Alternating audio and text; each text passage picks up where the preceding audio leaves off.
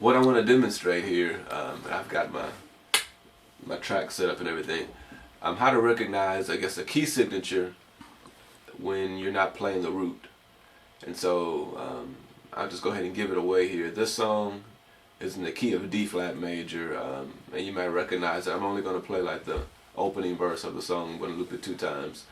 And the song does not use the root through most of the song until you get to the chorus, of course.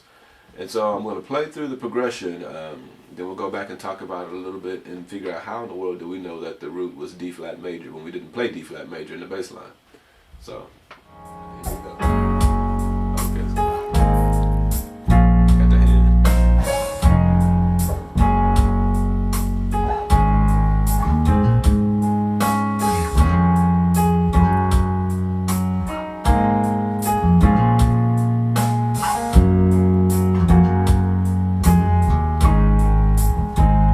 Playing the 3, F or F sharp. I'll give you the notes. F, F sharp, A flat, B flat. Let me be correct. So F, G flat, A flat. Okay. F, G flat, A flat, B flat, G flat, A flat. Okay. So in the progression, I'm playing F, G flat, A flat, B flat. Now do the same thing again. F, G flat, A flat, F, G flat, A flat, B flat, G flat, A flat. Okay, with those notes being played, I was like, you're probably wondering, how do you know that the root was D flat? So I'm going to ask the man behind the camera to explain to me, how would that be D flat if I'm not playing a D flat? Well, since he's not saying anything, he's leaving me out here by myself. You have to get used to, again, I can't say it enough, get used to hearing, recognizing the scale without always hearing the root first, okay? Not to say that you have to go develop perfect pitch, or be able to just say, oh, they're in the key of D flat, but at least know what number of the scale you're on when you're playing a song. So when I'm listening to the song and I'm playing da da da da, I'm playing right, F, G flat, A flat, how do I know that the root is D flat? Well, one, I can kind of use the scale itself. I can use my D flat major scale. I'm playing an octave where you can hear me. I can kind of think about my G flat scale, and I can look at the notes I played, and I can say, okay, well, these notes I played all fit in the key of D flat. Okay, well that's fine, but they could also fit in another key as well. So then I've got to think about what's going on in progression, getting used to hearing or recognizing common progressions, especially stuff like 1, 4, 5, and how cadence is back to 1. And so when I put all these different tools together, getting used to hearing all the degrees of the scale, as far as like, do I hear, if I'm in the key of D flat and I play the major scale, I can train my ear to hear the range from the 1 to the 2, 1 to the 2 versus the 1 to the 3, 1 to the 4, 1 to the 5, 1 to the 6, 1 to the 7, 1 to the 1. All those types of tools will help you. Sometimes you just sit down and sing, see if you can sing 1 to 2 without using your bass, And so pick a key, So I was going to use D flat. Right, I said 1, 2, now go back and check it. Okay, I was right. 1, 3, 1, 4. I'm about to get out of my range. 1, 5. Now I have to take it back down. So just, practice exercises like that. The pattern that I was playing is a common pattern as well. Because I'll just go ahead and give it away. I was playing 3, 4, 5, 6. That's another common pattern. We hear that a lot. And all it is, the 3 is substituting for the 1. So if I had played the same song instead of playing 3, 4, 5, 6, I could have actually played 1. The reason why, because in a lot of songs, if you listen closely, songwriters don't want to sound redundant. So they can use the same progression, just invert the chord and make it sound different from their last song.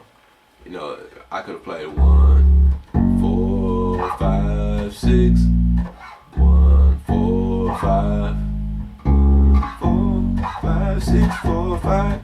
And so just to not sound redundant, sometimes they'll just use a substituted note. So that first chord was a D flat major chord, except they were playing F as a bass note. So as we start to recognize chords, start to recognize the notes in the key without hearing the root all the time, recognize common patterns, things that are repeated over and over in songs, and all the scale, all the things about the major scale, how it's put together, the spacing, like from what note to the next note. You can pretty much, figure it out after a while that, okay, if I'm playing an F, a G flat, A flat, and a B flat, there's a good chance I'm in D flat major, B flat minor, there's some other keys I could be in, so I'd have to listen for other notes, like the resolve, from the 4 to the 5, kind of let you know that if I'm on that 5 and they're just resting there on that, that chord, that kind of lets me know that's that 5 chord, so obviously that's, 1 is going to be back to D flat major.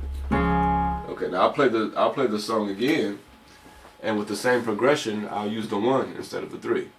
Okay? I'll use the 3 the first time. Just to kind of let you hear it. Here's the 3 again. Here's the 5. Now I'm gonna go to the 1. You hear the difference? Same thing, just a different bass note.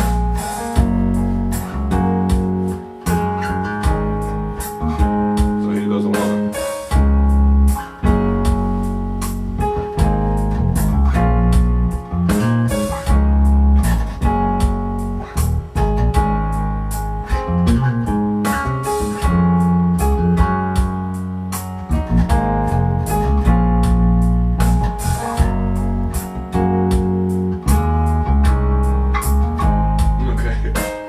So, I mean, there's a lot of times, things you can do with changing notes, substituting notes.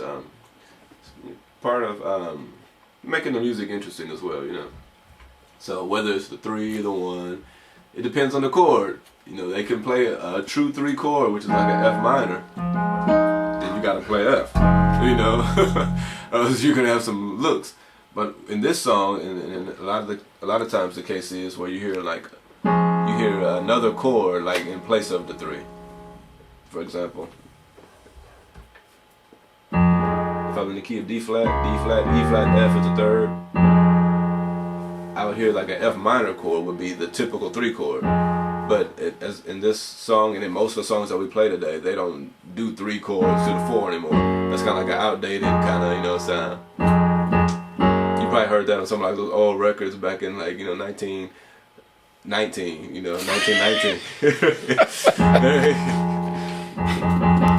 So normally today you hear like the 1 chord with the 3 in the bass, right?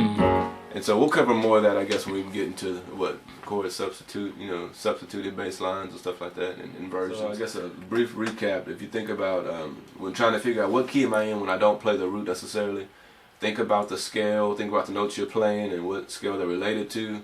Listen for the elements of common progressions, because even though in the mix of me playing 3, 4, 5, and 6, you start to recognize that kind of 4, 5, kind of letting you know that 1 is right here nearby, right?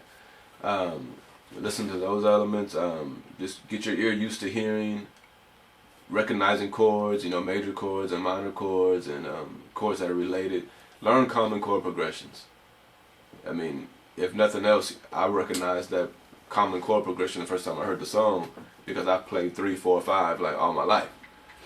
Example, jazz, you've heard the song Birdland, I think it's in F, and it starts off 3, 4, 5, 3, 4, 5, 1. So 3, 4, 5 has been with us, forever.